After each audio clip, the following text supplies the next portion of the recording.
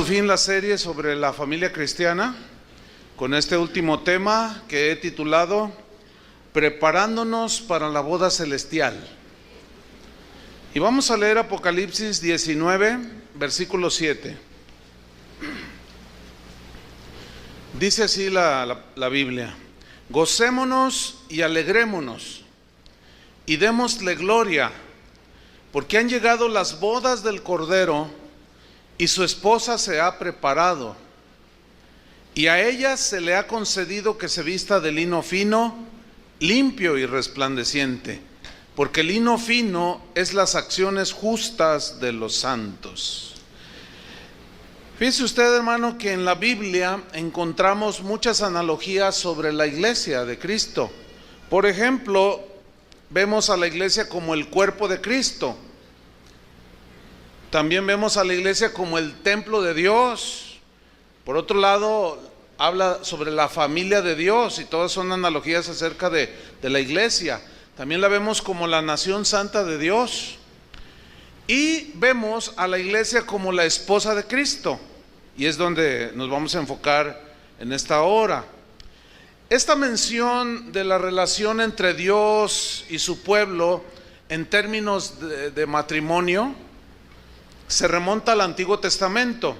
Una y otra vez los profetas del Antiguo Testamento hablaban de parte de Dios, diciendo cosas como, por ejemplo, Oseas capítulo 2 versículo 19, no tiene que buscarlo. Decía: y te desposaré conmigo para siempre, te desposaré conmigo en justicia, juicio, benignidad y misericordia, y te desposaré conmigo en fidelidad. Hablando como de un matrimonio, ¿sí? Como el Señor como esposo y su pueblo como su esposa. Isaías también habló de esto y él dijo así: porque tu marido es tu hacedor, el Señor de los ejércitos es su nombre. Jeremías también dijo: convertíos, dice el Señor, porque yo soy vuestro esposo. Entonces vemos que esta figura del matrimonio en la relación de su pueblo con Dios, también Jesús habló una buena cantidad de textos. Por ejemplo, allí en Mateo capítulo 22, allí habla de una parábola de la fiesta de bodas, ¿sí? Donde alguien entró sin estar vestido de boda, o sea, no iba de caché.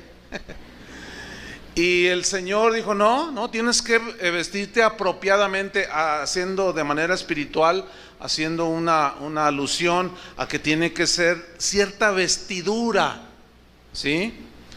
Y Pablo en 2 de Corintios habla de que él tenía un celo de Dios, porque él quería desposarlos a los corintios con un solo esposo, para presentarlos como a una virgen pura a Cristo. Entonces, esos versículos que leímos al principio de Apocalipsis 19, 7 y 8 nada más tiene 22 capítulos Apocalipsis, y aquí vemos como la culminación de la historia humana. Se ve el juicio de los impíos en los últimos capítulos de Apocalipsis, pero se ve también la celebración de las bodas del Cordero con su esposa. ¿Quién es la esposa del Cordero? La iglesia. Ahora, ¿quién es la iglesia verdadera? Porque la Biblia menciona quién es la iglesia verdadera. La iglesia verdadera no es una organización en determinado país o región, no. La iglesia verdadera está formada por todos los creyentes fieles de todos los tiempos, ¿sí? Por todos aquellos que se arrepintieron y fueron lavados con la sangre de Cristo, nacieron de nuevo. Estos son los que forman parte de la verdadera iglesia de Jesucristo. ¿Se acuerdan cuando en una ocasión llegaron en una de las parábolas y le dijeron: oye, ¿qué no sembraste trigo? Dijo: sí, pues apareció la cizaña. Entonces le dicen a Jesús: entonces, ¿quieres que cortemos la cizaña? Y Jesús responde, dice: no sea que al cortarla también cortes con ella el trigo, ¿sí? Dice: no, déjalo crecer junto, así crecerá junto hasta el fin de los tiempos. ¿Qué significa esto? ¿Qué quiso decir Jesús? Que no todos los que van a las iglesias son hijos de Dios.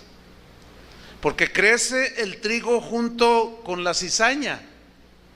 Entonces, bueno, yo le pido al Señor que todos los que estemos aquí seamos trigo, aunque según la Biblia nos dice que crece también la cizaña.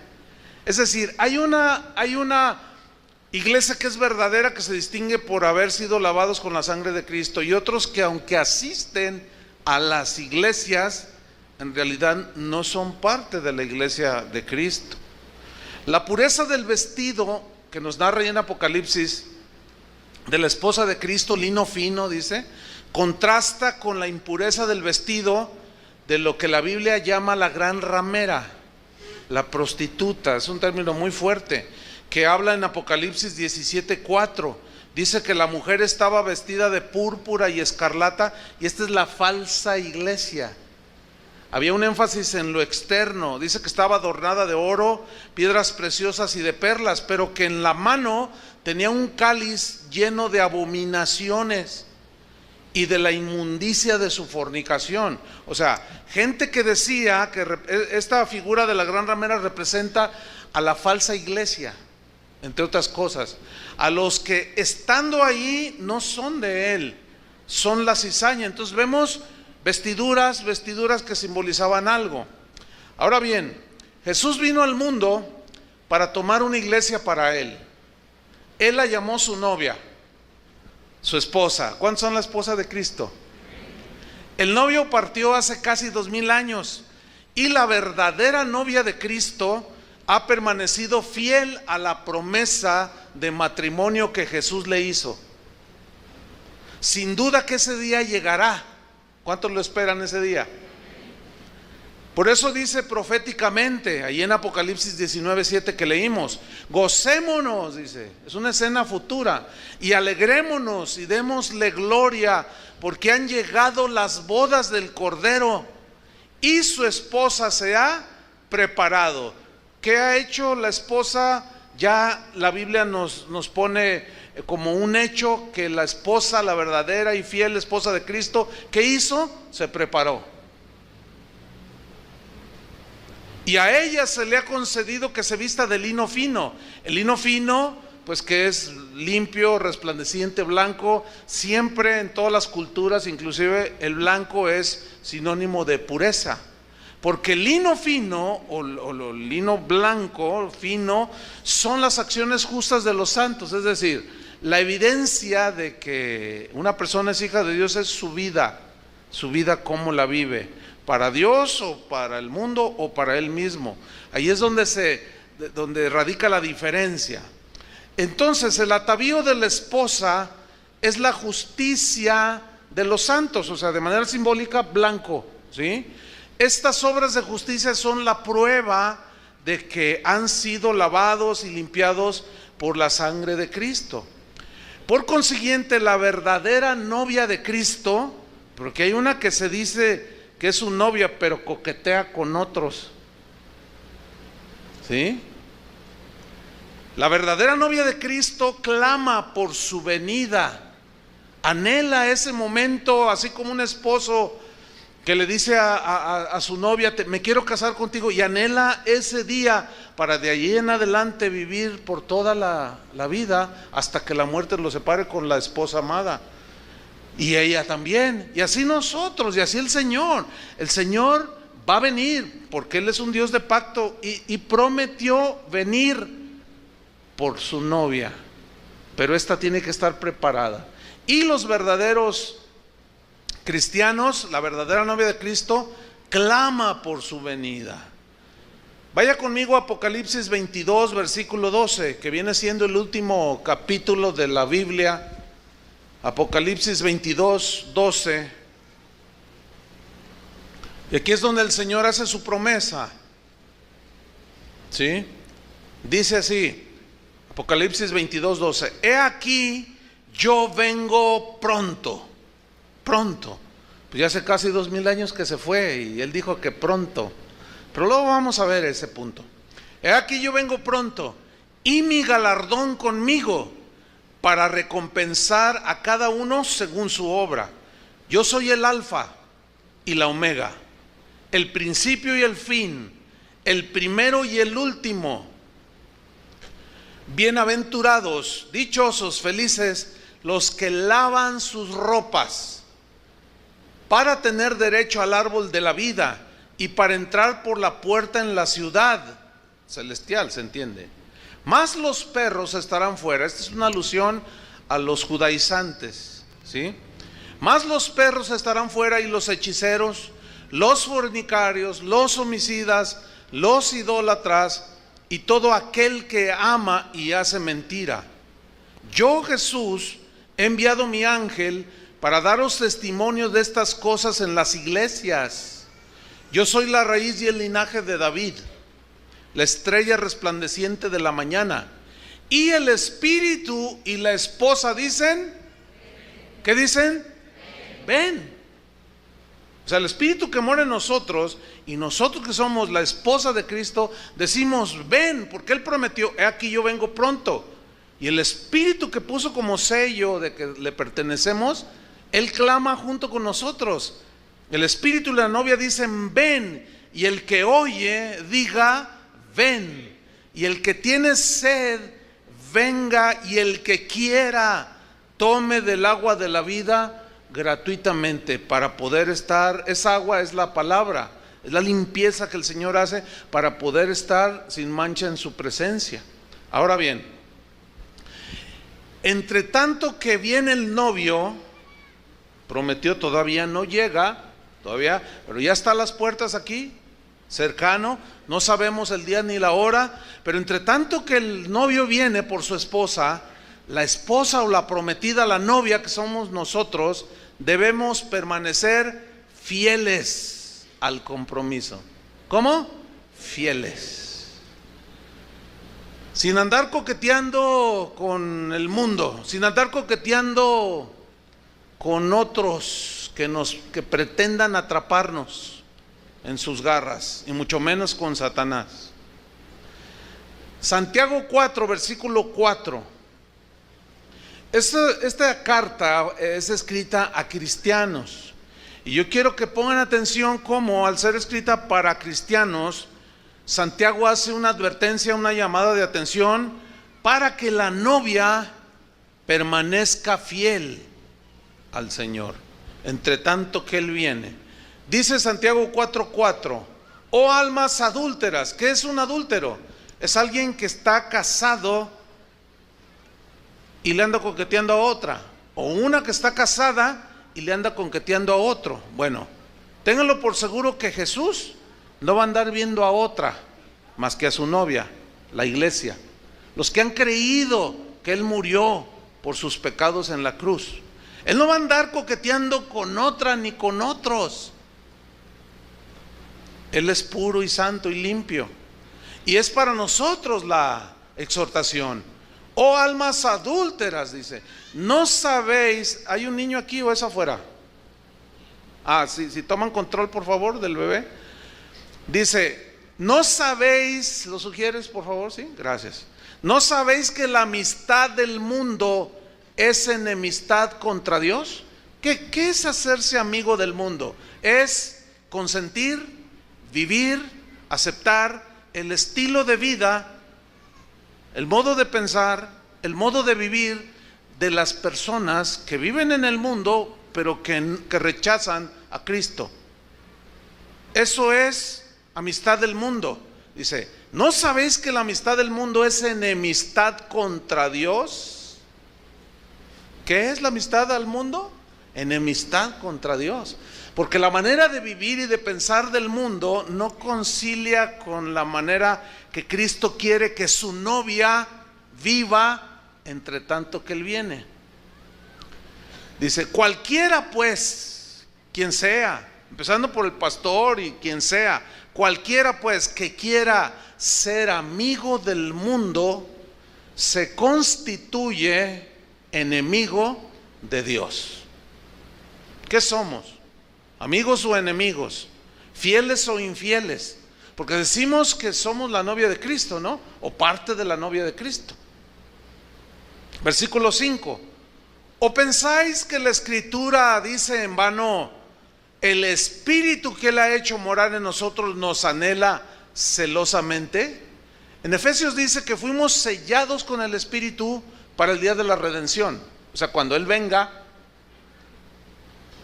y los que están muertos murieron en Cristo sean resucitados, y los que quedemos en su venida seremos transformados. Entonces dice, ese Espíritu quedó como un sello indeleble, imborrable en el corazón del verdadero creyente. Y ese Espíritu dice, o pensáis que la Escritura dice en vano, el Espíritu que Él ha hecho morar en nosotros nos anhela celosamente. O sea, no es en vano eso que dice que Él nos anhela celosamente. Dígame usted, ¿qué novio consentiría que su novia, antes de casarse, anduviera saliendo con otro o coqueteando con otro? ¿Qué novio se sentiría complacido con una novia así? ¿Cómo llamaríamos a una novia que, estando comprometida con su novio para casarse, sale con otro? Infiel, traicionera. No podemos traicionar a Cristo, hermanos. Tenemos que permanecer fieles, así como Él es el Dios de pactos que cumplió lo que prometió. Él prometió volver y vendrá, pero vendrá por una iglesia que lo esté esperando, que esté preparada.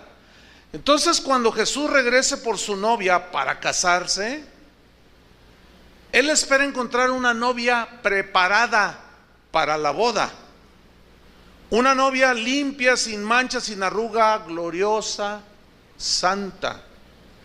Imagínense, ¿cuántos de ustedes han visto esto que voy a narrar?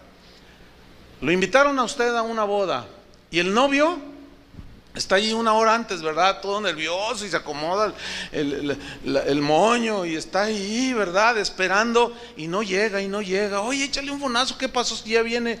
Y luego la novia, alguien le llama, oye, ya te tardas, ya vienen, ya llegaron por ti. Ay, se me olvidó. Ay, y tengo que vestirme. ¿Quién le va a decir, vente así como estés? ¿Cuándo han visto ustedes llegar a una novia al altar con el delantal todo lleno de birria o de mole? ¿Verdad que nunca? Yo jamás he visto a una novia así. Al contrario, se distingue por sobre todas las demás mujeres por su vestidura blanca y su belleza, ¿sí? Que se preparó desde tempranísimo. ¿Por qué? Para llegar y presentarse delante de aquel con el que va a vivir toda la vida hasta que la muerte lo separe. Bueno, esa es la misma idea de Cristo con su novia. ¿Cuántos son la novia de Cristo? Es la misma idea, no hay otra. Ahora bien, abra su Biblia en Efesios 5, por favor. Efesios capítulo 5. Allí habla de la analogía de Cristo y la iglesia, y nos dice cómo los maridos debemos de amar a nuestra esposa así como Cristo amó a la iglesia. De eso ya hablamos. Ahora hablar de la otra parte, de Cristo que amó a la iglesia, ¿sí? Efesios 5:24, ¿ya lo tiene? Voy a leer, usted me sigue, por favor. Dice así: así que, como la iglesia está sujeta a Cristo. Fíjense lo que dice la Biblia, que la iglesia, o sea, la novia, ¿está qué? Sujeta a Cristo. ¿Qué significa que la iglesia está sujeta a Cristo? Significa que los que somos cristianos estamos sometidos a la cabeza de la iglesia, que es Cristo. ¿En qué sentido? De que todo lo que Él ha dicho, lo que la Biblia dice de cómo debemos de pensar, cómo debemos de vivir, cómo debemos de hacer las cosas mientras viene el Señor, están escritas en su palabra. Entonces, la iglesia verdadera está sujeta a Cristo. En la mañana hubo una palabra de exhortación durante la adoración de parte del Señor, que decía que había algunos que habían recibido el perdón del Señor, pero ellos no estaban dispuestos a perdonar a los demás, a los que les ofendían. Entonces, si tú eres de la iglesia verdadera de Cristo, estás sujeta ¿a quién? A Cristo. Y perdonas de la misma manera que Cristo te perdonó. Si no, nada más es una fachada externa el decir yo soy cristiano, pero en realidad en lo interno no hay sujeción. Seguimos haciendo lo que queremos, seguimos reaccionando como queremos, seguimos haciendo las cosas que queremos. No nos importa si en realidad le ofenden a Dios o no. Esa no es la iglesia que la Biblia contempla, que es la esposa de Cristo, ¿verdad que no? Por eso dice, así que como la iglesia está sujeta a Cristo. Ahora, pongan una señal ahí en Efesios 5 y abran su Biblia, pongan una señal porque vamos a regresar allí, y ábranla en primera carta a Timoteo capítulo 6, primera Timoteo 6, versículo 3.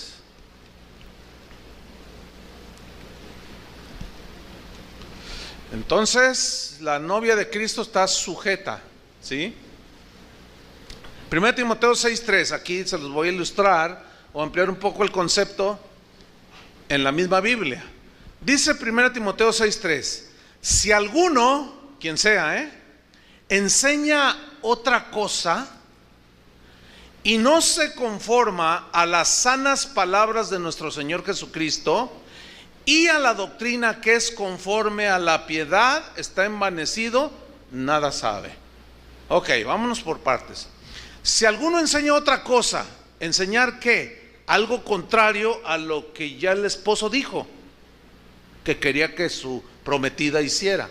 Si alguien enseña otra cosa y no se conforma, la palabra conformar aquí, conformarse, en el griego significa, tiene una idea de bastar, o sea, se lee así: si alguno enseña otra cosa y no le bastan las sanas palabras de nuestro Señor Jesucristo, o sea, no le dice, no, pues hay que meter esto, hay que hacer esto, la palabra del Señor, sí, bueno, Jesús dijo, pero también esto suena bien. Yo he notado últimamente que en las páginas de muchos cristianos, de pastores o de iglesias o de cristianos comunes, en sus Facebook, aunque no soy usuario, pero de alguna manera me doy cuenta de algo. ¿Saben qué es?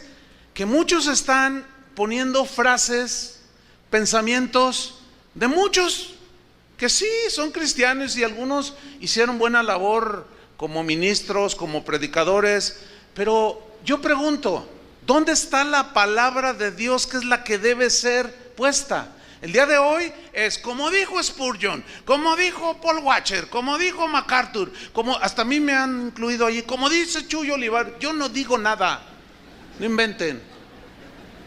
O sea, no, y ahora eso es lo común, ¿verdad? Y mientras más frases pones y la foto ahí del que sea, entonces yo digo, no, eso es ya nos empezamos a ir hacia el otro lado, fíjense.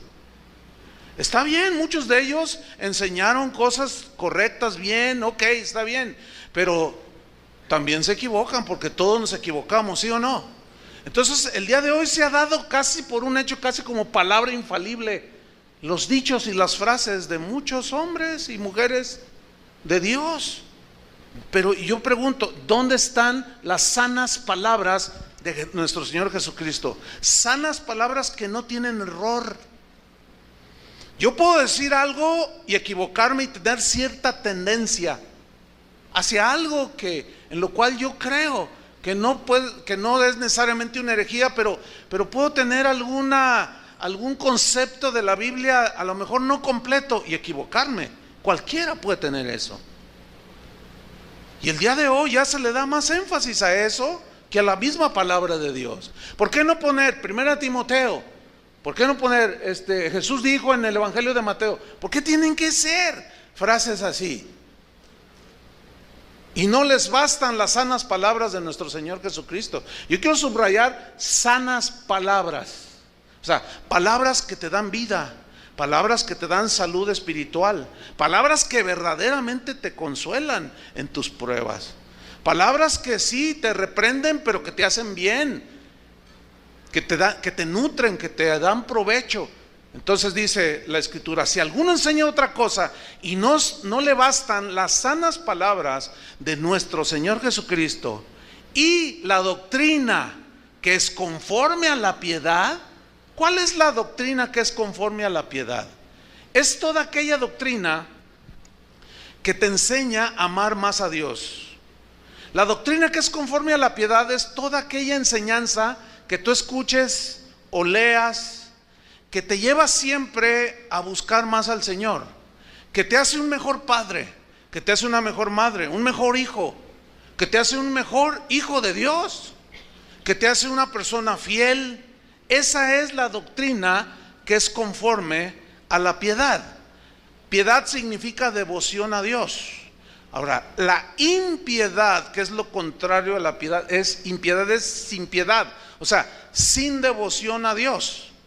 Toda doctrina, escuchen, cualquier doctrina que te haga poner tus ojos en las cosas de este mundo es mala doctrina.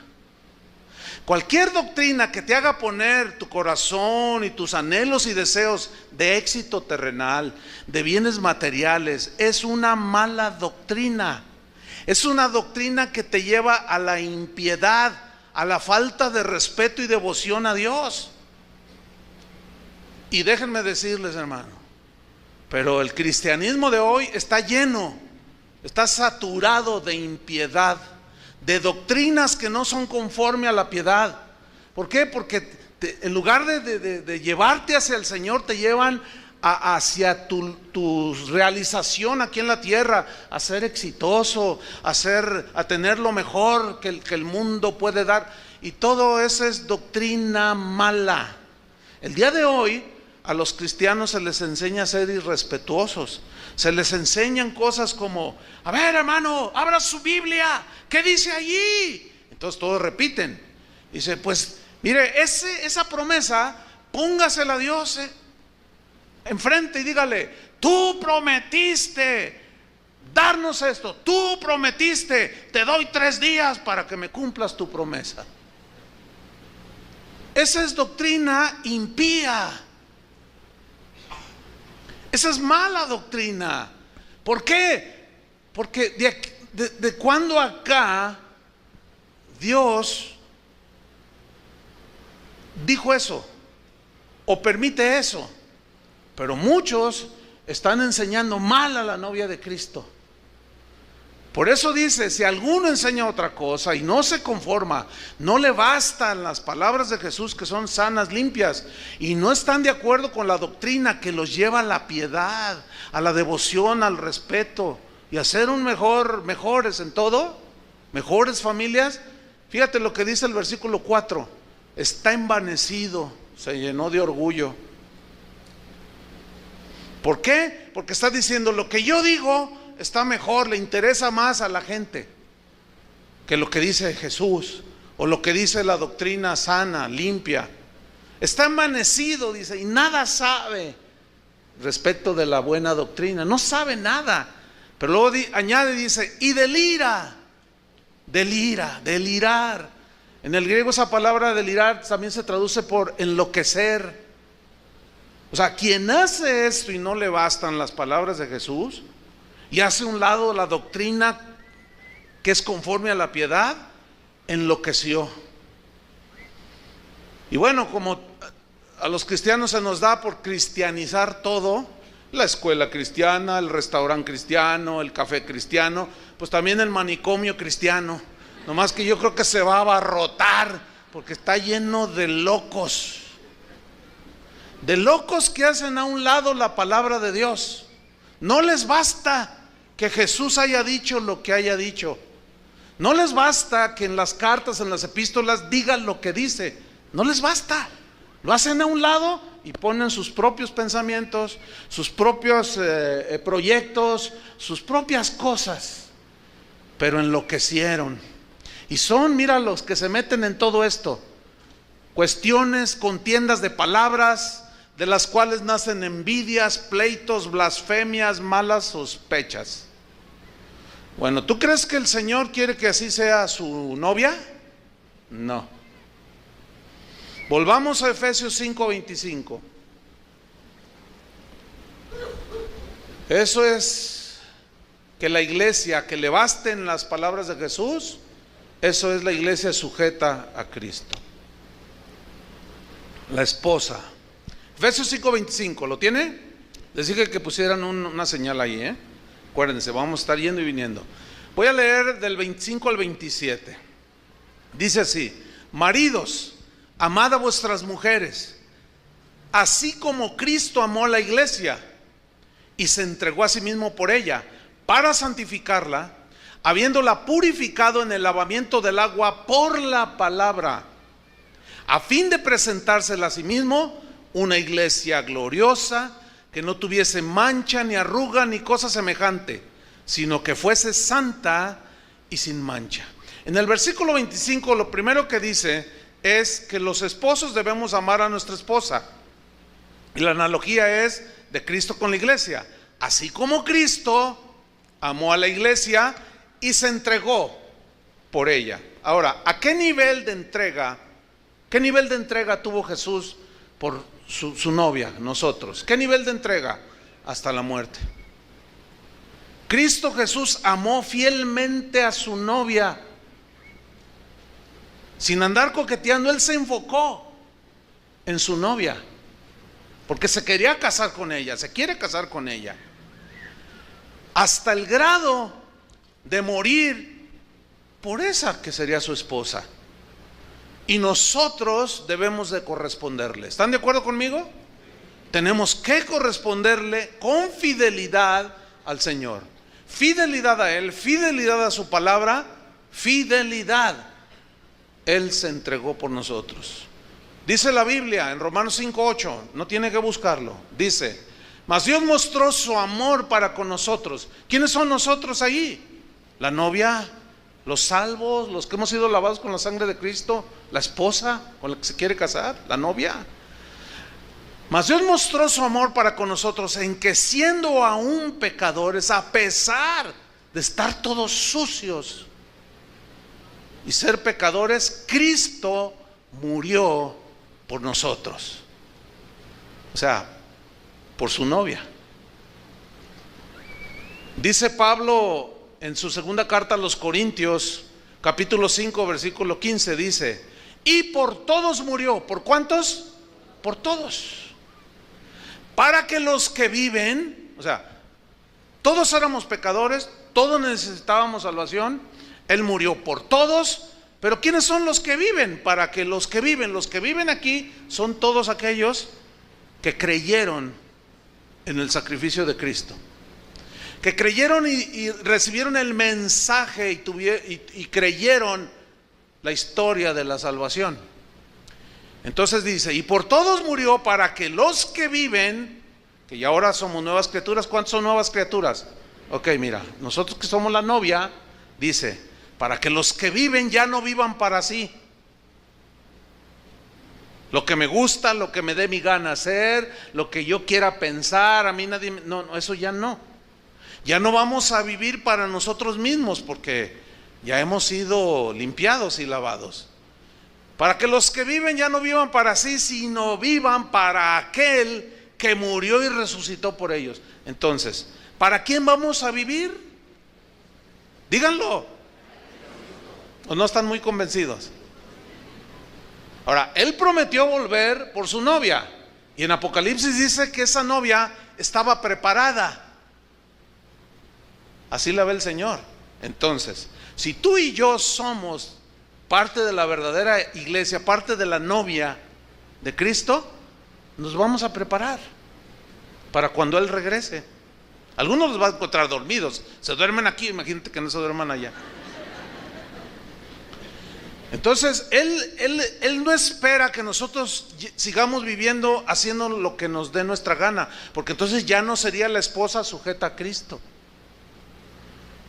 Ahora Él espera que vivamos para Él, consagrados para Él. Todo nuestro ser, nuestro corazón, nuestros pensamientos, amarlo con todo, como dice el grande mandamiento. Ahora bien, volvamos a Efesios 5. Ya vimos que Cristo nos amó tanto que dio su vida por su novia. Ahora, al morir y tener un pueblo, o una novia en este caso, para casarse con ella, mira lo que hizo. Leímos en el 25, se entregó a sí mismo por ella, dice el 26, para santificarla, es decir, para consagrarla para Él, para separarla para Él. Así como cualquier novio que se compromete quiere su novia para él, se quiere casar con ella. Así mismo el Señor. En 2 de Corintios, deja una señal ahí, en 2 de Corintios 11:2, yo les voy a leer en la versión Palabra de Dios para Todos. Se lee así lo que Pablo dijo, 2 de Corintios 11:2. Escuche. Dios, dice Pablo, Dios ha hecho que yo me preocupe por ustedes, les dijo a los corintios. O sea, Dios puso en mi corazón el preocuparme por ustedes. En otras palabras, lo que yo quiero es que ustedes sean siempre fieles a Cristo. Acuérdense que yo les dije que estoy leyendo una versión, porque algunos le hacen nada más que no puso atención. Entonces dice, lo que yo quiero es que ustedes, decía Pablo, siempre sean fieles a Cristo. Es decir, que sean ustedes como una novia ya comprometida que se va a casar y que le es fiel a su novio y que se mantiene pura para él. En la versión Reina Valera dice, porque os celo con celo de Dios, pues los he desposado como con un solo esposo. Quiero presentarlos como una virgen pura a Cristo. ¿Sí? Entonces Pablo ansiaba que los cristianos entendieran que el amor hacia el esposo, o sea, hacia Cristo, hacia el novio, fuera total. Y él usó la figura de una virgen, símbolo de pureza. Y bueno, se refiere aquí virgen, pues a la novia, nosotros, pero aquí tiene una connotación de que la novia no sea ensuciada por falsas doctrinas. Ese es el contexto. Porque en el versículo 2, en la Reina Valera dice, porque me temo que ustedes no, tengo temor de que ustedes no sean fieles a Cristo, en otras palabras.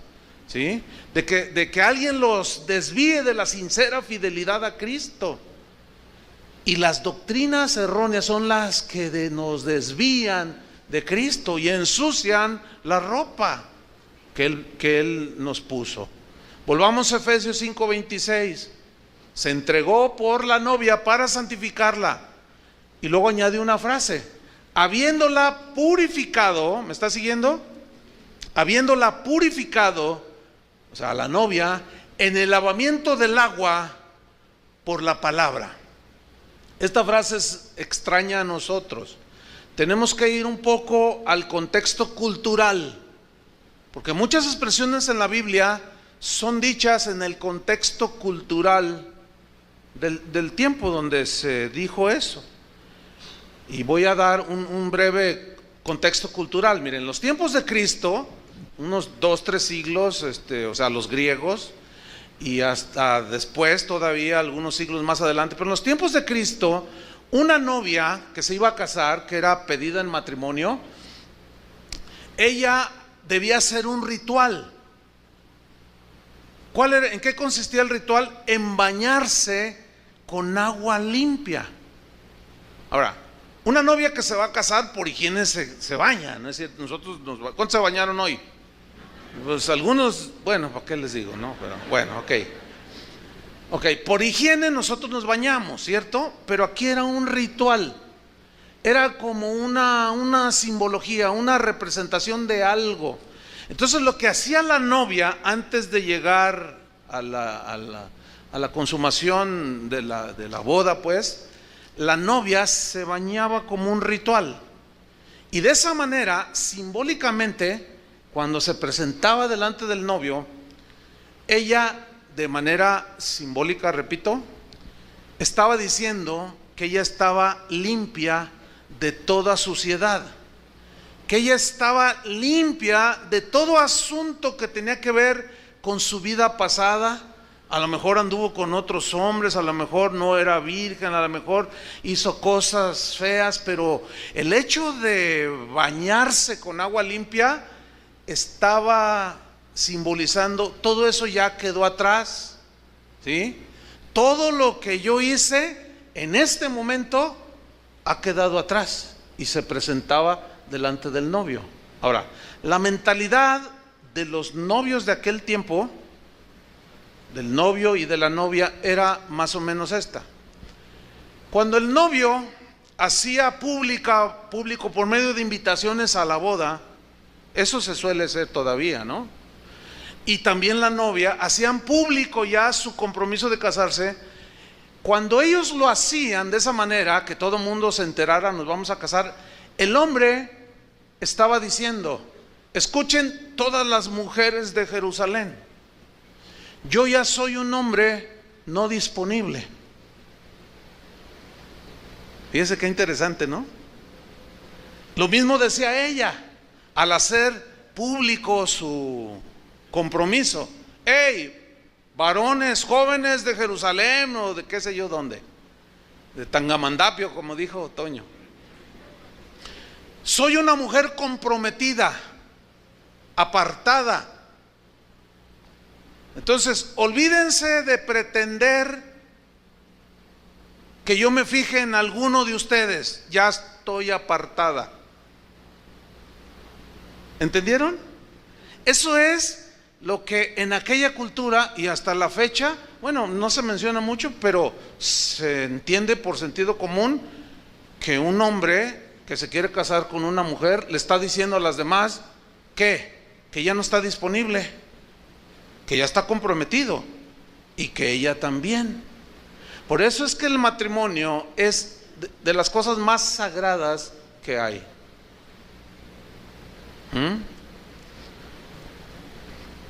Ahora bien, Cristo nos lavó.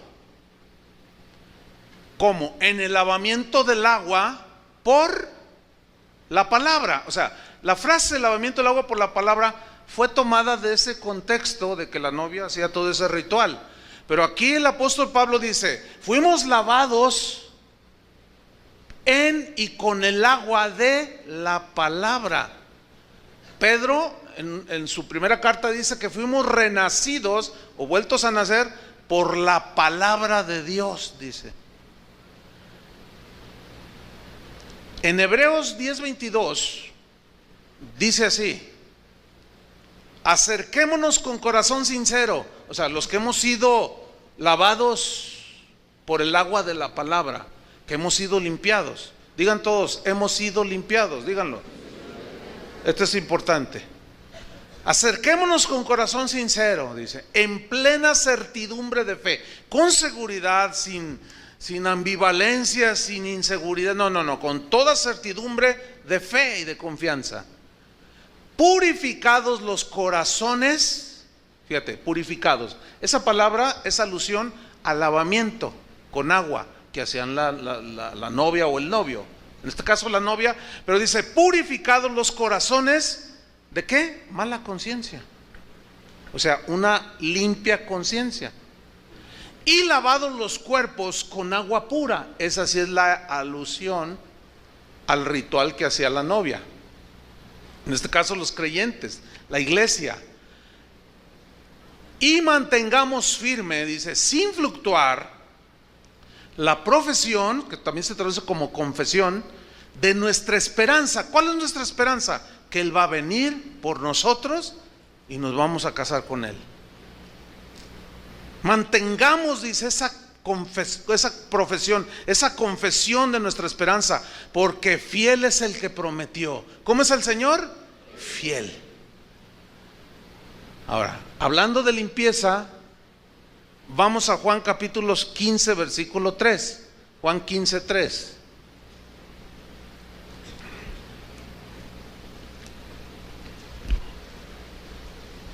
Dice así: Juan 15:3. Ya vosotros estáis limpios, digan todos limpios. Ahora, fíjese cómo la Biblia se interpreta a sí misma. Ya vosotros estáis limpios, ¿por qué? Por la palabra que os he hablado. ¿Qué significa? Que cuando alguien acepta el mensaje del Evangelio, se arrepiente de sus pecados. Como cuando Pedro predicó en el día de Pentecostés, un tremendo mensaje, y había mucha gente, miles, y dijeron: ¿qué debemos de hacer para ser salvos? ¿Y qué le dijo Pedro? Arrepentíos, arrepiéntase cada uno. O sea, estaban creyendo el mensaje. Sigo leyendo. Ya vosotros estáis limpios por la palabra que os he hablado. Entonces la creímos, esa palabra, nos arrepentimos, nos limpió. Ahora, la palabra limpios aquí viene de un término griego que es cátaros, que significa libre de mezclas impuras.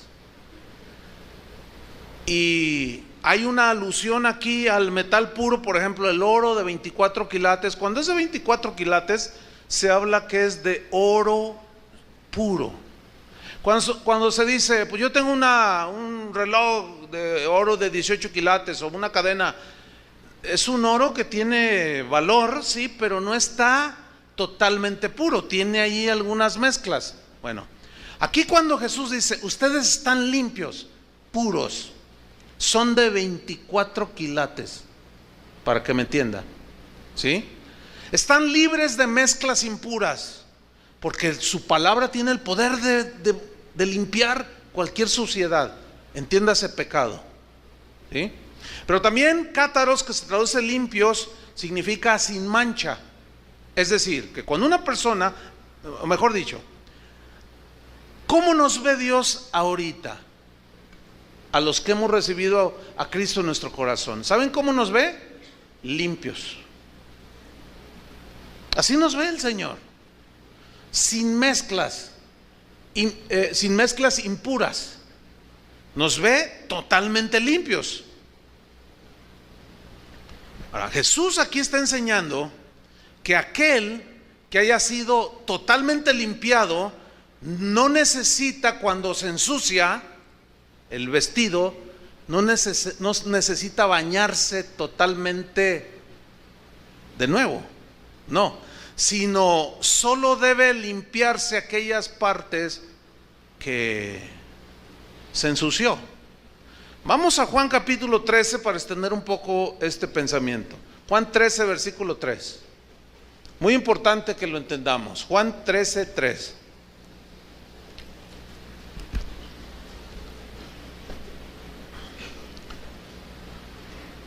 Dice así.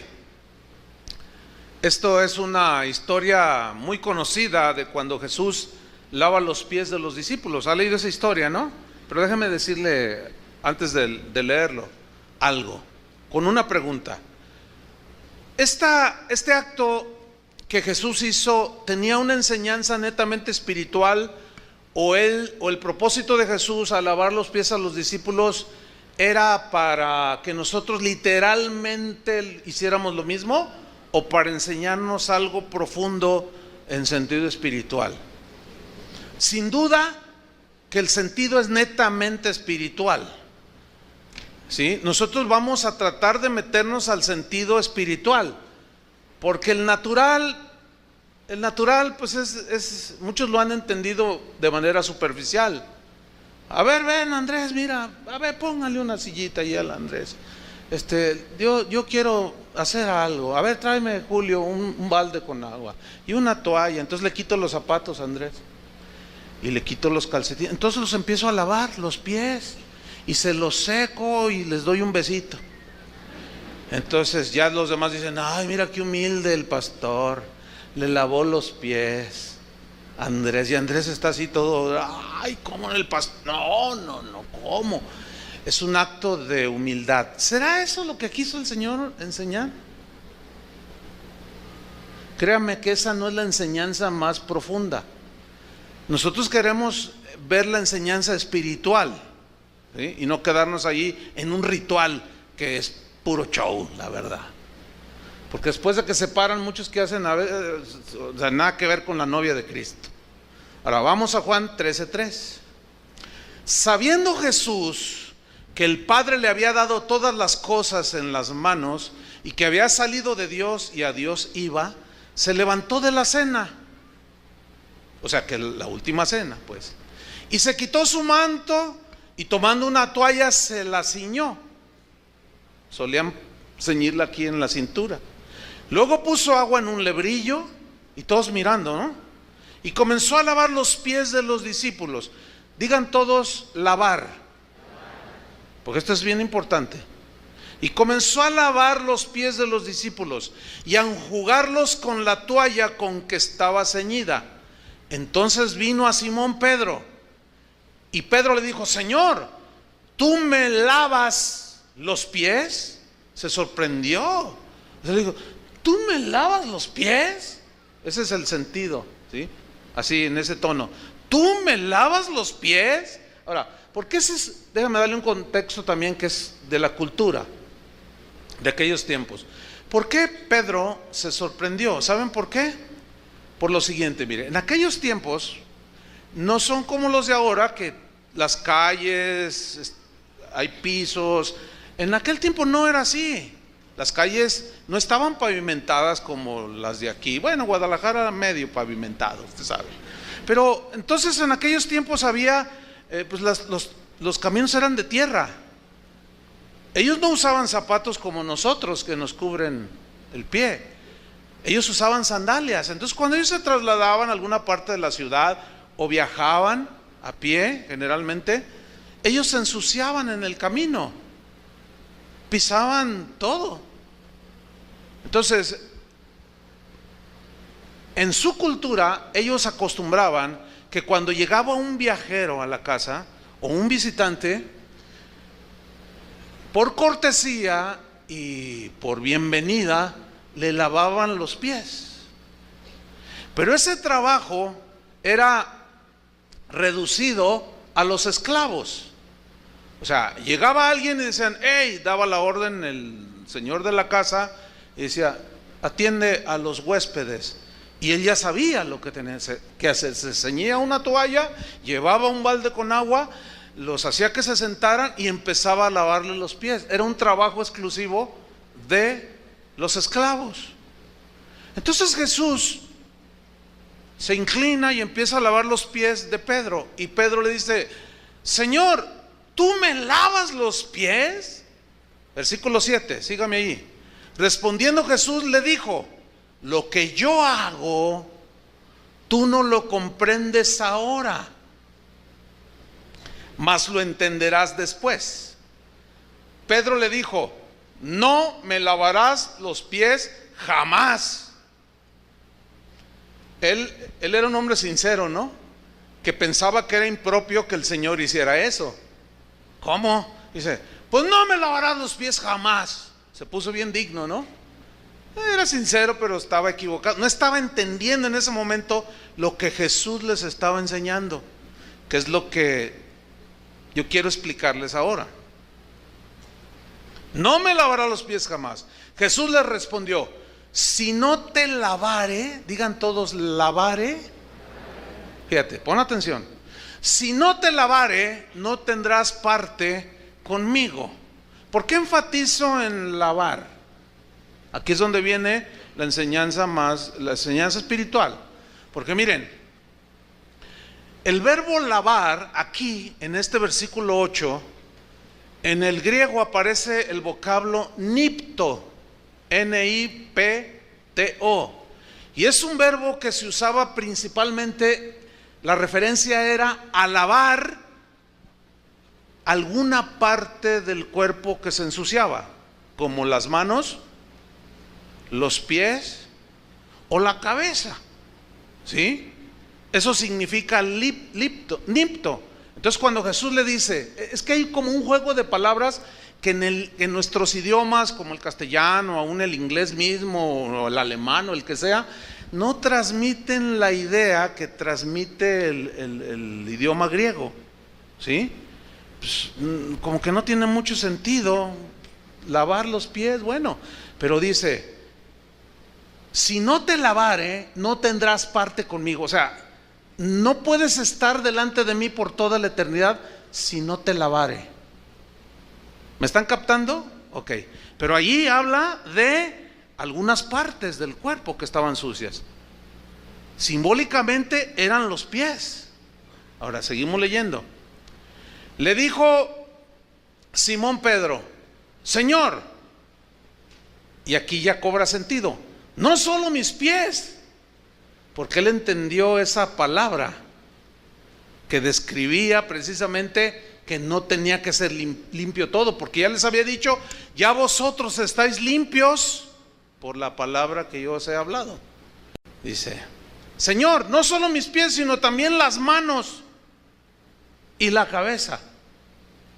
Oh, mire qué interesante. Las manos, los pies, la cabeza, son partes del cuerpo. Ahora, nosotros tenemos una vestidura, Él nos limpió totalmente, pero a veces nos ensuciamos. Ensuciamos nuestros pies, decimos anda en malos pasos. Y a veces nuestros pies nos llevan a lugares donde el novio no quiere que estemos. ¿Sí me estoy explicando, no? Nuestras manos las ensuciamos tomando cosas que no son nuestras, o golpeando a la esposa, y hacemos cosas con las manos que nos ensucian. ¿Entiende ese pecado? ¿Sí? Y el Señor no quiere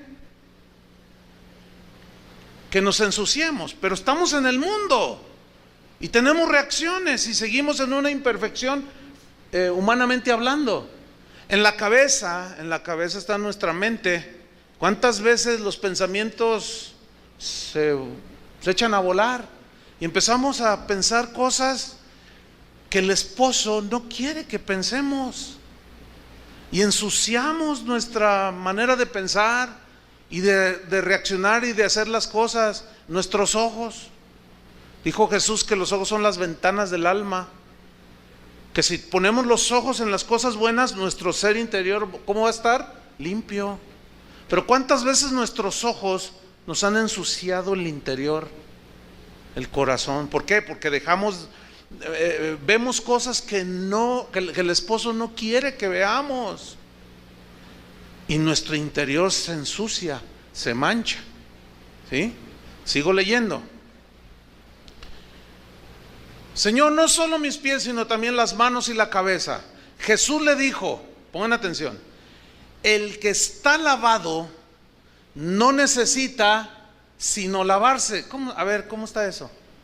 Está medio extraño, ¿no? El que está lavado no necesita sino lavarse. Ven, no tiene sentido. O sea, es como un juego de palabras que no cobra el significado que quiere darnos la Biblia. El problema está en la traducción, no en el original. Pero lo vamos a explicar. Jesús le dijo, el que está lavado, y aquí el vocablo lavado en el griego es otra palabra distinta a la del versículo 8, si no te lavare. En el 8 es nipto, que significa lavar partes del cuerpo, pero en el 10, lavado es el vocablo louo, L-O-U-O. Ok, este verbo se usaba para describir cuando una persona se bañaba totalmente, o cuando un bebé o un niño era bañado por su padre totalmente. Entonces allí ya empieza a cobrar sentido y hay una diferencia, ¿no? Ahora fíjese cómo se lee aquí, o cómo se debe de entender.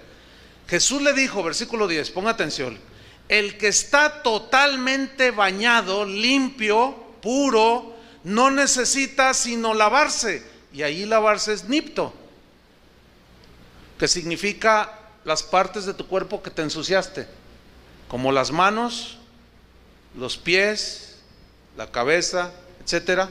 Fíjate, dice, no necesita sino lavarse los pies, pues está todo limpio. ¿Cómo está el creyente en Cristo, todo limpio. Pero a veces nos ensuciamos la vestidura.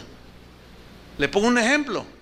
Usted se baña temprano y ya está bien limpiecito, bien bañadito, bien bañadita. Y luego suena la campana de la basura, del carretón de la basura, ta, ta, ta, ta, ta.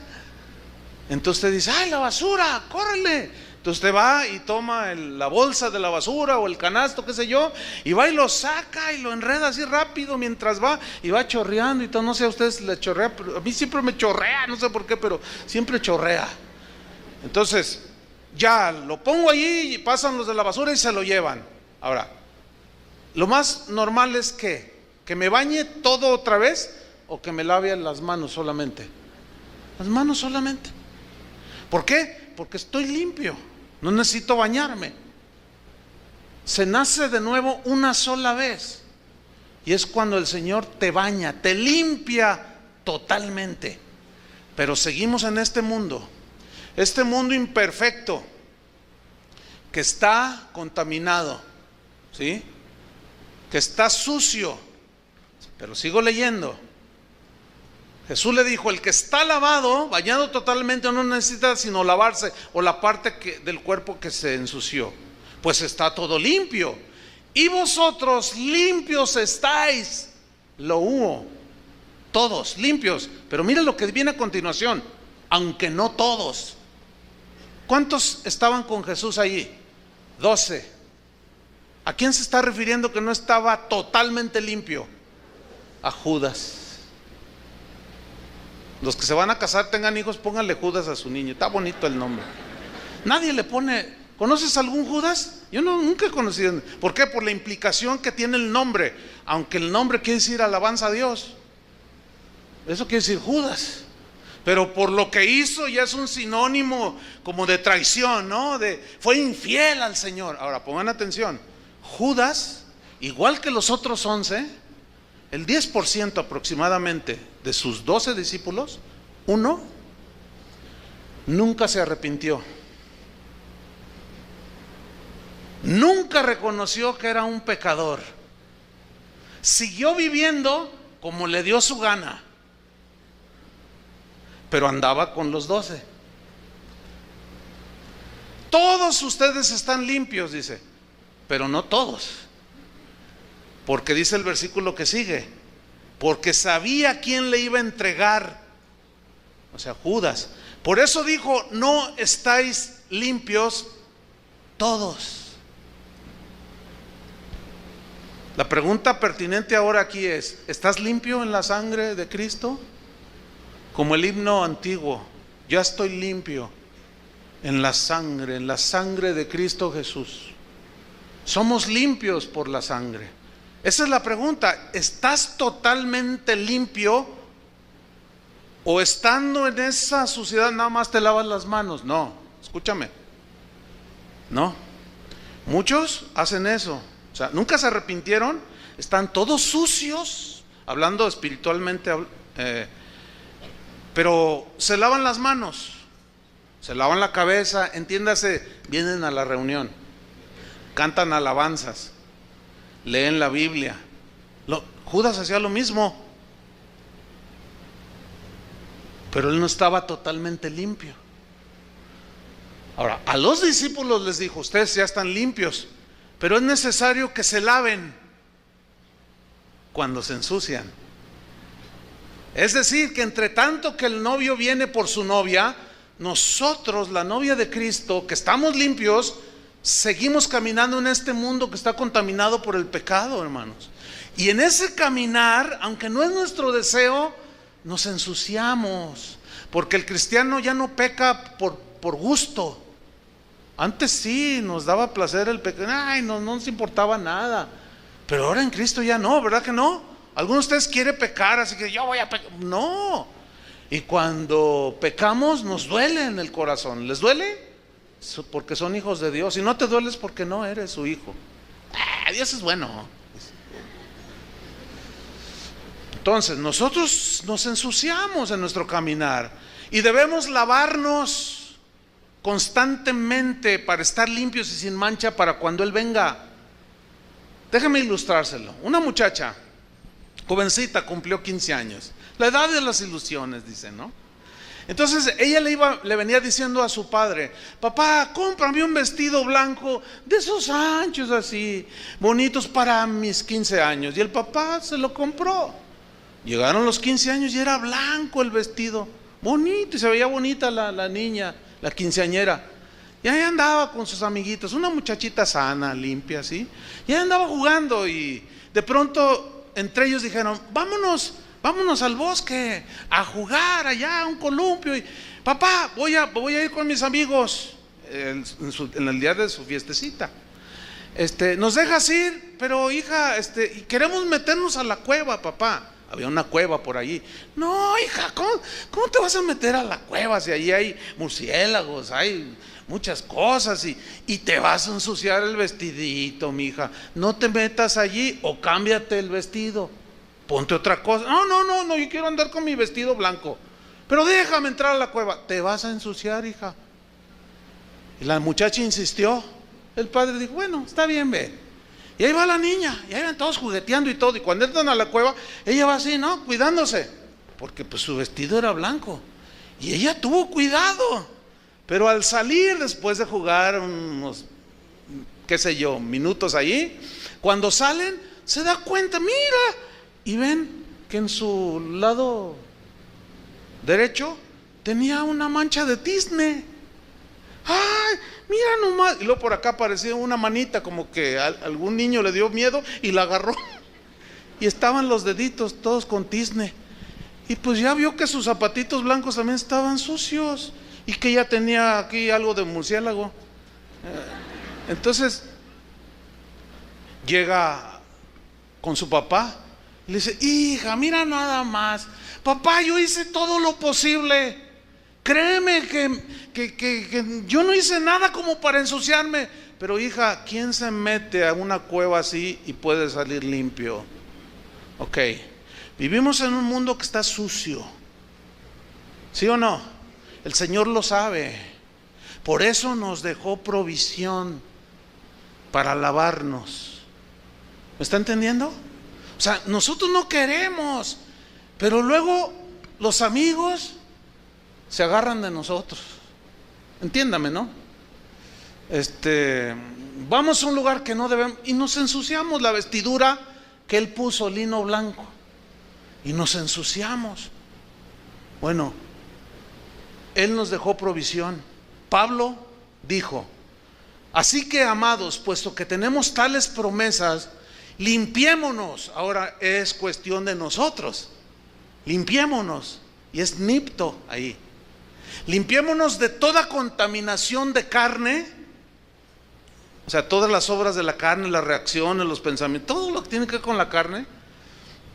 Limpiémonos de toda carne, contaminación de carne y de espíritu, perfeccionando la santidad en el temor de Dios. Cuando Pedro negó a Jesús, ensució su espíritu. ¿Me explico? Pero él estaba limpio. ¿Qué tenía que hacer nada más? Lavarse. Ok, creo que me están entendiendo bien. Entonces, si usted es hijo de Dios, nosotros no tenemos que volver a lavarnos todos. Ya fuimos lavados una sola vez, pero nos ensuciamos. ¿Y qué hacemos todos los días? En la mañana cuando entramos al baño, o cuando vamos antes de comer, ¿qué hacemos todos los días? Nos lavamos las manos, porque vamos a comer, ¿cierto? Esa es la misma idea, esa es la analogía. Dice: limpiémonos de toda contaminación de carne y de espíritu. Juan ensució su espíritu cuando se postró a los pies del ángel para adorarlo. Y el ángel, fíjese qué tremendo, le dijo: levántate, yo mismo soy consiervo, no me adores, adora a Dios, le dijo. Fíjate, el mismo apóstol. Y justamente a él se le dio la instrucción para que escribiera de lo que teníamos que hacer la novia de Cristo, que andamos con nuestro vestidito limpio de quinceañera, ¿sí? Blanco, bonito, y justamente a él que se contaminó, en su espíritu, se le dieron las instrucciones de lo que debemos hacer nosotros cuando nos ensuciamos.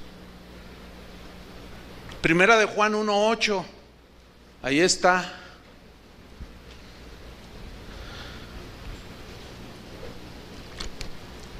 Dice así: si decimos que no tenemos pecado, aquí está hablando ya a los que estamos limpios, pero nos ensuciamos.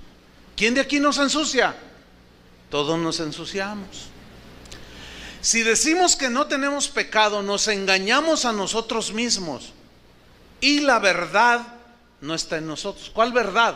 La verdad de que nos ensuciamos. Esa fue la enseñanza que Jesús le quiso dar a Pedro y a los demás cuando le lavó los pies, no un acto literal. Versículo 9: si confesamos nuestros pecados, o sea, todo esto es posterior al nuevo nacimiento, ya con nuestro vestido blanco, ¿sí? Si confesamos nuestros pecados, nuestras manchas, nuestras arrugas, Él es fiel y justo para perdonar nuestros pecados y, ¿qué dice? Limpiarnos de toda maldad. Y allí limpiar es partes del cuerpo, que metafóricamente o simbólicamente significa a esas cosas que como cristianos, entiéndase, nos manchamos el vestido. A veces se nos salen las mentiras, ¿no es cierto? A veces el carácter nos hace algunos les hace decir una palabrota. A otros el marido cristiano y un buen cristiano, pero de pronto algo le pasó y se enojó y empujó a la señora y, ay mi amor, perdóname, no pensé que nunca me ibas a... Y el otro se siente mal. ¿Por qué? Porque ya está limpio y tiene un corazón, el corazón de la novia de Cristo, pero se ensució. ¿Entienden? Se ensució. Entonces, ¿qué hace? Confiesa su pecado al Señor, le pide perdón y Él es fiel y justo para perdonar nuestros pecados y limpiarnos. Nos lava los pies, las manos, la cabeza. Versículo 10: si decimos que no hemos pecado o que no nos ensuciamos con el pecado, le hacemos a Él mentiroso y su palabra no está en nosotros.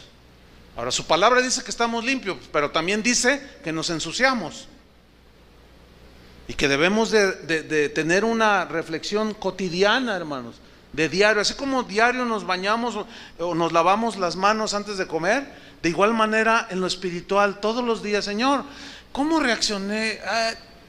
¿Qué? Y el espíritu ahí va a estar. Manchaste tu vestidura del lado izquierdo, traes una mancha en la cara, traes tizne ahí en la cara, qué sé yo.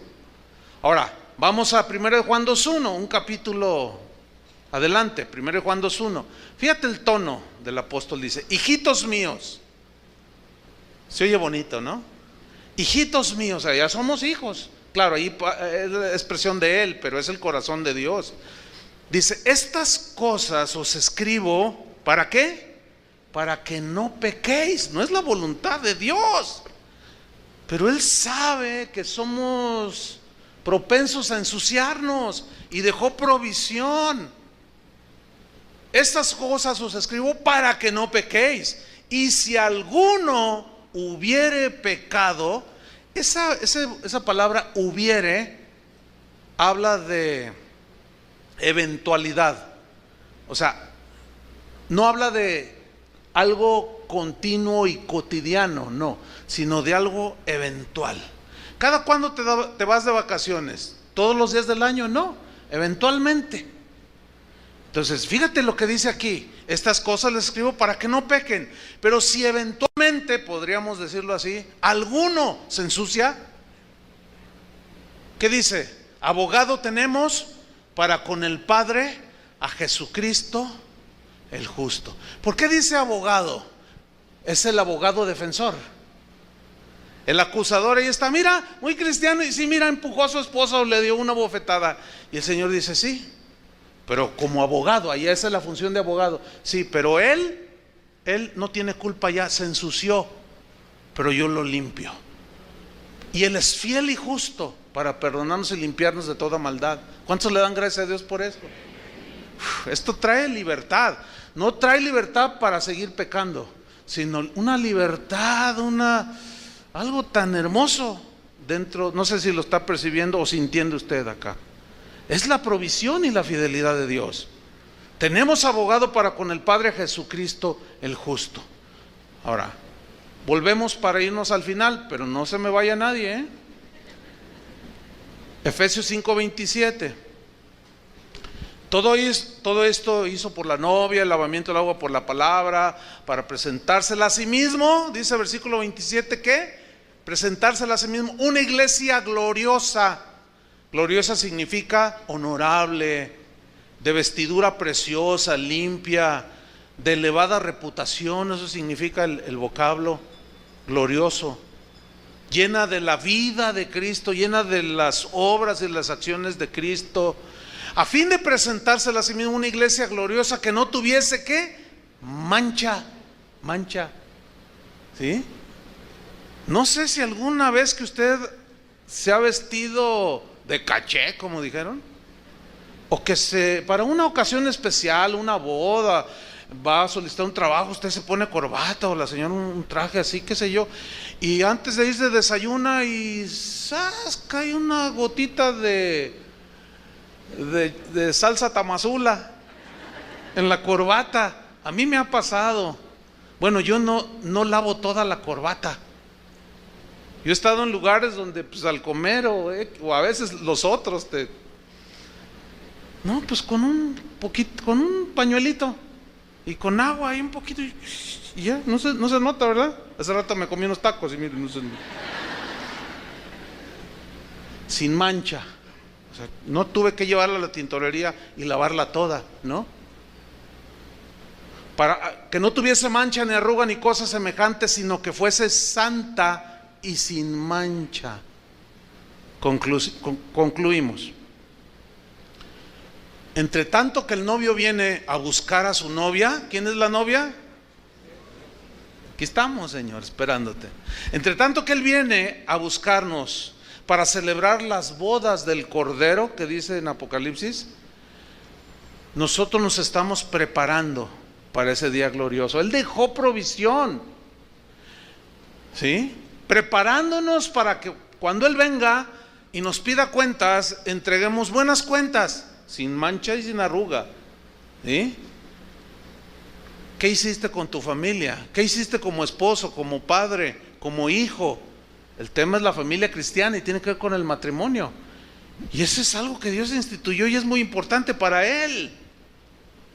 Preparándonos para su venida y nos encuentre sin mancha y sin arruga, criando a nuestros hijos, ¿sí?, en disciplina y amonestación del Señor, siendo buenos padres, etcétera, etcétera, preparándonos para cuando Él venga. Ahora, abra su Biblia en 2 de Pedro 3:1.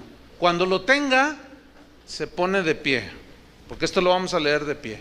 2 de Pedro 3:1. En la mañana algunos tardaron media hora en encontrarlo, entonces mejor párense. 2 de Pedro 3, todavía no se vayan, acuérdense que es falta de respeto, y aquí hay gente respetuosa, ¿verdad? Aquí les enseñamos la doctrina que es conforme a la piedad, ¿no? Respeto. 2 de Pedro 3:1, ¿ya lo tiene? Ok, me sigue ahí, dice así: amados, esta es la segunda carta que os escribo, y en ambas despierto con exhortación vuestro limpio entendimiento. ¿Sabes por qué entendiste esto? Porque estás limpio. Por eso lo entendiste. Porque el que no lo entiende es porque tiene el entendimiento ahí entenebrecido. Sigo leyendo versículo 2. Para que tengáis memoria de las palabras que antes han sido dichas por los santos profetas y del mandamiento del Señor y Salvador dado por vuestros apóstoles, sabiendo primero esto, que en los primeros días vendrán burladores, andando según sus propias concupiscencias. Y diciendo, ¿dónde está la promesa de su advenimiento? O sea, de que Él va a venir. Ya se tardó, ya son 2000 años que se tardó. ¿Dónde está la promesa de su advenimiento? Dice, porque desde el día en que los padres durmieron o murieron, Abraham, Moisés, todos esos, todas las cosas permanecen así como desde el principio de la creación. Estos ignoran voluntariamente que en el tiempo antiguo fueron hechos por la palabra de Dios los cielos y también la tierra que proviene del agua y por el agua subsiste. Por lo cual el mundo de entonces pereció anegado en agua. Esto es en alusión al diluvio de Noé. Versículo 7. Pero los cielos y la tierra que existen ahora, para los que andan diciendo allí que vamos a reinar en la tierra y que el reino de Dios ahora y que aquí quién sabe cuánto, lean esto. Los cielos que ahora existen y la tierra están reservados por la misma palabra, guardados para el fuego en el día del juicio y de la perdición de los hombres impíos. Oh amados, dice, no ignoréis esto, que para con el Señor un día es como 1000 años y 1000 años como un día. ¿Hace cuántos años que se fue? Casi 2000, hace 2 días. Ahora, ¿por qué alargó el Señor el tiempo de su venida? ¿Saben por qué? ¿Han leído en la Biblia que dice la longanimidad de Dios? Esa palabra para nosotros suena muy extraña. Longanimidad significa la extensión de la paciencia. Dios es paciente, pero la longanimidad es que Dios extiende en grado sumo su paciencia. ¿Para qué? Leamos. El Señor, versículo 9, el Señor no retarda su promesa, según algunos la tienen por tardanza, sino que es paciente para con nosotros. Nosotros son todos los seres humanos, pecadores, no queriendo que ninguno perezca. Por eso son 2000 años. ¿Entiende? Su longanimidad, la extensión de su paciencia, no queriendo que ninguno perezca. Escúchame bien, Dios no quiere que te vayas al infierno. ¿Escuchaste eso? Él no quiere que te vayas al infierno. Él ya hizo lo que tenía que hacer en la cruz por ti. ¿Aceptas o rechazas la obra de Cristo en la cruz? Él no quiere que te vayas al infierno. Él quiere que formes parte de la novia y que vivas por la eternidad con Él. Eso quiere Él, no queriendo que ninguno perezca, sino que todos, dice. ¿Cuántos son pecadores? Todos. Sino que todos procedan ¿a qué? Al arrepentimiento, que es el que nos lava. Versículo 10. Pero el día del Señor vendrá como ladrón en la noche. ¿Cómo viene un ladrón en la noche? Sin avisar. No te dice, hey, oye, vengo a robarte. No. O sea, intempestivamente, cuando menos lo esperas, y el Señor ya está a las puertas, Estamos entrando a la noche más oscura en la humanidad. Vean alrededor, por todos lados es oscuridad total, tinieblas, entiéndanse, pecado para aventar para arriba. Pero ahí está. El día del Señor vendrá como ladrón en la noche, en el cual los cielos pasarán con gran estruendo y los elementos ardiendo serán deshechos, y la tierra y las obras que en ellas hay serán quemadas. Puesto que todas estas cosas, atención, han de ser desechadas o destruidas, quemadas, ¿cómo no debemos andar en santa y piadosa manera de vivir? Esperando y apresurándoos, o sea, en prepararnos para la venida del día de Dios, en el cual los cielos encendiéndose serán deshechos y los elementos siendo quemados se fundirán. Pero nosotros, la novia, digan todos, nosotros, ¿qué? Esperamos, según sus promesas, cielos nuevos y tierra nueva, en los cuales mora la justicia. Por lo cual, oh amados, estando en espera de estas cosas, procurad con diligencia ser hallados por Él sin mancha e irreprensibles en paz. Preparémonos, hermanos, para la boda celestial. Amén. Oremos. Señor, te damos muchas gracias por tu palabra que nos limpió, Señor, nos dio arrepentimiento para vida,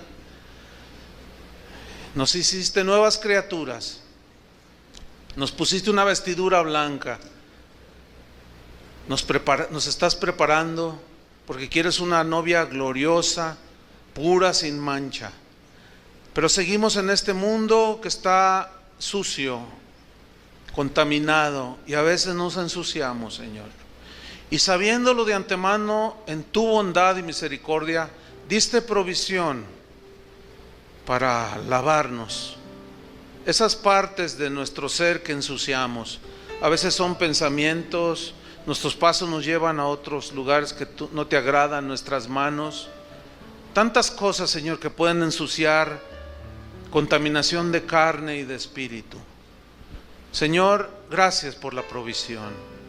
Te estaremos esperando, Señor, y cotidianamente, día tras día, lavaremos nuestras manos con agua pura.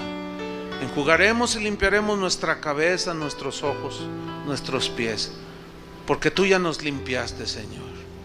Y ahora nosotros debemos de guardarnos sin mancha de este mundo. En el nombre de Jesús, el Espíritu y la novia decimos: ven, Señor, por tu iglesia, por tu novia, tu esposa.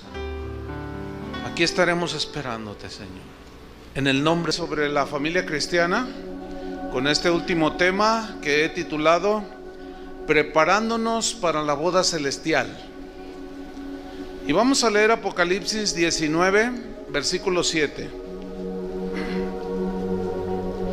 Dice así la Biblia: gocémonos y alegrémonos y démosle gloria, porque han llegado las bodas del Cordero y su esposa se ha preparado, y a ella se le ha concedido que se vista de lino fino, limpio y resplandeciente, porque el lino fino es las acciones justas de los santos.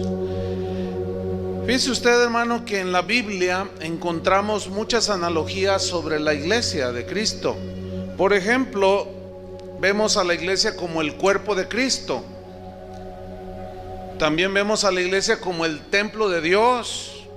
Por otro lado, habla sobre la familia de Dios, y todas son analogías acerca de la iglesia. También la vemos como la nación santa de Dios.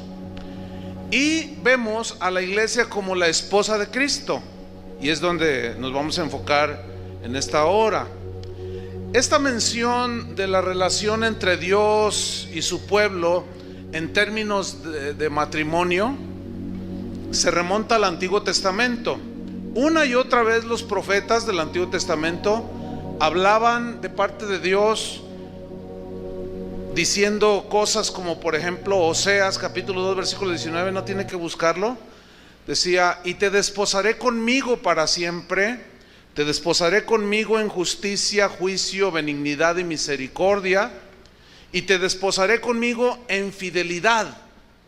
Hablando como de un matrimonio, ¿sí? Como el Señor como esposo y su pueblo como su esposa. Isaías también habló de esto, y él dijo así: porque tu marido es tu hacedor, el Señor de los ejércitos es su nombre. Jeremías también dijo: convertíos, dice el Señor, porque yo soy vuestro esposo. Entonces vemos que esta figura del matrimonio en la relación de su pueblo con Dios, también Jesús habló una buena cantidad de textos. Por ejemplo, allí en Mateo capítulo 22, allí habla de una parábola de la fiesta de bodas, ¿sí? Donde alguien entró sin estar vestido de boda, o sea, no iba de caché. Y el Señor dijo: no, tienes que vestirte apropiadamente, haciendo de manera espiritual, haciendo una alusión a que tiene que ser cierta vestidura, ¿sí? Y Pablo en 2 de Corintios habla de que él tenía un celo de Dios, porque él quería desposarlos a los corintios con un solo esposo, para presentarlos como a una virgen pura a Cristo. Entonces, esos versículos que leímos al principio de Apocalipsis 19, 7 y 8 son Nada más tiene 22 capítulos Apocalipsis, y aquí vemos como la culminación de la historia humana. Se ve el juicio de los impíos en los últimos capítulos de Apocalipsis, pero se ve también la celebración de las bodas del Cordero con su esposa. ¿Quién es la esposa del Cordero? La iglesia. Ahora, ¿quién es la iglesia verdadera? Porque la Biblia menciona quién es la iglesia verdadera. La iglesia verdadera no es una organización en determinado país o región, no. La iglesia verdadera está formada por todos los creyentes fieles de todos los tiempos, ¿sí? Por todos aquellos que se arrepintieron y fueron lavados con la sangre de Cristo, nacieron de nuevo. Estos son los que forman parte de la verdadera iglesia de Jesucristo. ¿Se acuerdan cuando en una ocasión llegaron en una de las parábolas y le dijeron: oye, ¿qué no sembraste trigo? Dijo: sí, pues apareció la cizaña. Entonces le dicen a Jesús: entonces, ¿quieres que cortemos la cizaña? Y Jesús responde, dice: no sea que al cortarla también cortes con ella el trigo, ¿sí? Dice: no, déjalo crecer junto, así crecerá junto hasta el fin de los tiempos. ¿Qué significa esto? ¿Qué quiso decir Jesús? Que no todos los que van a las iglesias son hijos de Dios, porque crece el trigo junto con la cizaña. Entonces, bueno, yo le pido al Señor que todos los que estemos aquí seamos trigo, aunque según la Biblia nos dice que crece también la cizaña. Es decir, hay una iglesia que es verdadera, que se distingue por haber sido lavados con la sangre de Cristo, y otros que, aunque asisten a las iglesias, en realidad no son parte de la iglesia de Cristo. La pureza del vestido que nos narra ahí en Apocalipsis de la esposa de Cristo, lino fino, dice, contrasta con la impureza del vestido de lo que la Biblia llama la gran ramera, la prostituta. Es un término muy fuerte que habla en Apocalipsis 17:4. Dice que la mujer estaba vestida de púrpura y escarlata, y esta es la falsa iglesia. Había un énfasis en lo externo. Dice que estaba adornada de oro, piedras preciosas y de perlas, pero que en la mano tenía un cáliz lleno de abominaciones y de la inmundicia de su fornicación. O sea, gente que decía que esta figura de la gran ramera representa a la falsa iglesia, entre otras cosas, a los que estando ahí no son de él, son la cizaña. Entonces vemos vestiduras que simbolizaban algo. Ahora bien, Jesús vino al mundo para tomar una iglesia para él. Él la llamó su novia, su esposa. ¿Cuántos son la esposa de Cristo? El novio partió hace casi 2000 años, y la verdadera novia de Cristo ha permanecido fiel a la promesa de matrimonio que Jesús le hizo. Sin duda que ese día llegará. ¿Cuántos lo esperan ese día? Por eso dice proféticamente ahí en Apocalipsis 19:7 que leímos: gocémonos, dice, es una escena futura, y alegrémonos y démosle gloria, porque han llegado las bodas del Cordero y su esposa se ha preparado. ¿Qué ha hecho la esposa? Ya la Biblia nos pone como un hecho que la esposa, la verdadera y fiel esposa de Cristo, ¿qué hizo? Se preparó. Y a ella se le ha concedido que se vista de lino fino. El lino fino, pues que es limpio, resplandeciente, blanco. Siempre en todas las culturas, inclusive el blanco es sinónimo de pureza.